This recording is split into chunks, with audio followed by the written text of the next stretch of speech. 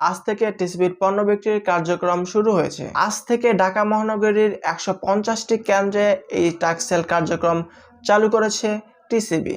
তো এই যে টিসিবির পণ্য রয়েছে, সেই টিসিবির পণ্য তালিকায় রয়েছে চাল, ডাল, তেল এবং পেঁয়াজ, চিনি। এই যে 5টি পণ্য কিন্তু টিসিবি কিন্তু বিক্রি করছে। ঢাকা মহানগরে 150টি ট্রাকে বিক্রি হবে টিসিবির পণ্য। এই দফায় বিক্রি কার্যক্রম 6 মার্চ শুরু হয়ে 24শে মার্চ পর্যন্ত চলবে। পরে 27শে মার্চ থেকে 25শে এপ্রিল পর্যন্ত বিক্রি করা হবে।